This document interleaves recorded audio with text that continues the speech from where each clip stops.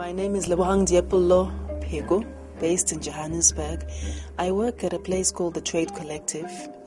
It is a policy and advocacy NGO, and we're very interested in exploring and examining social conditions and social relations which arise from policy choices which the state makes, not only domestically but internationally, and where we are in those social policy choices, whether as women, whether as workers, as the dispossessed at large. This is where the tools of our advocacy and our activism need to be changed, altered, enhanced, the manner in which we are able to engage. One way is by building a campaign of sorts around a particular issue.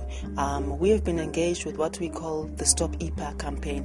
EPA is Economic Partnership Agreements, which is a bilateral agreement between the European Union and various African, Pacific, and Caribbean countries. And one of the things about this campaign is that it brings together a whole lot of social issues. It brings together, the aims of this bilateral agreement are really to ensure that the European Union has access to African markets. And what it does, of course, it will have social impacts. It will impact on our healthcare system because they'll be able to barter to supply health services in our own countries. Education, the same thing. Supply of housing, the same thing. And in the midst of all of that as well, the quality of jobs which will be available will be severely diminished. That is part of the global agenda of capitalism, is that it feeds off of cheap labor. It feeds off of a deregulated environment. It feeds off of a lack of currency controls. It feeds off of the fact that there's a non-rights human or workers or social rights agenda. So this seems to me an excellent praxis, an excellent nexus for various social struggles to be engaged in. How is always a challenge. How? I mean, you can talk of workshops, you can talk about radio announcements, you can talk about media, you can talk about forums such as this one. We can talk about consumer campaigns, consumer boycotts. There were things that we did in the 80s with far fewer resources at our disposal, instruments which we were using, which somehow seem to have gotten forgotten in the euphoria of post-1994 as well. Whichever way, we need to do better than we are doing. The process of elections has become an industry, and it's much more to do with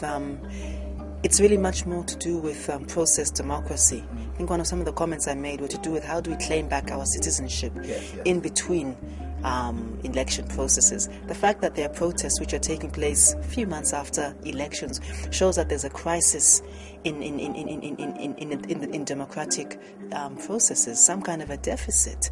And indeed, how do we then bring these issues to bear between elections? This is where the whole notion of developing a cadreship and developing an ongoing conversation of substantive democracy is also very critical in terms of owning and taking back ownership of democratic institutions, redefining for ourselves what democracy means, whether elections on their own are a sufficient measure, a sufficient tick box on our aspirations. Are there other measures in addition to, or maybe even instead of, elections, which we can begin to explore?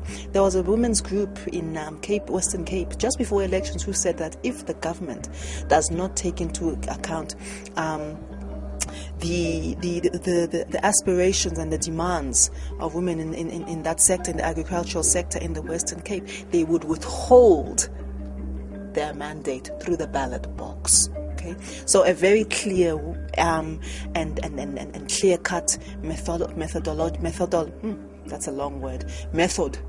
of withholding one's participation as a way of showing discontent.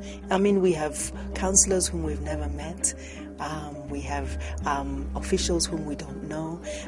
We have allegations of widespread corruption, monies going missing, RDP houses which are not built, for which money has been spent. The representatives who are there don't really have popular interests at heart, and also the co-option of the left, the co-option of many people who of many people in government who used to be comrades like us, who clearly are no longer comrades.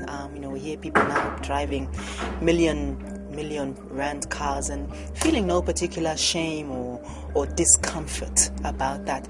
Openly receiving gifts, extravagant gifts from business people of various hues, some shadier than others, in the full view of cameras, feeling no sense of discomfort of any kind. No, it's nothing, it's okay, just like that.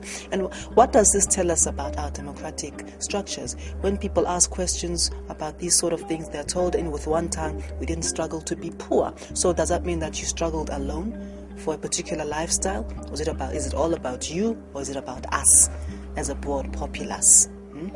When people then make demands, government workers make demands about wages, where they are told, but we didn't struggle, to be poor.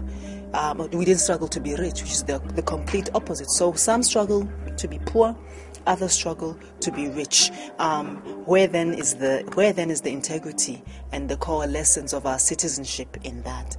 Unsurprising then, in the light of all of this, that there are so many people who are clearly unhappy, disgusted, frustrated by the manner in which we are being governed. It's not so much about demarcation lines. It's not so much about service delivery, as I said. It's not so much about, 12%, 13% wage increase. It's much deeper. It's a crisis of how to claim back our citizenship and how to redefine what democracy means for us in a way that's meaningful.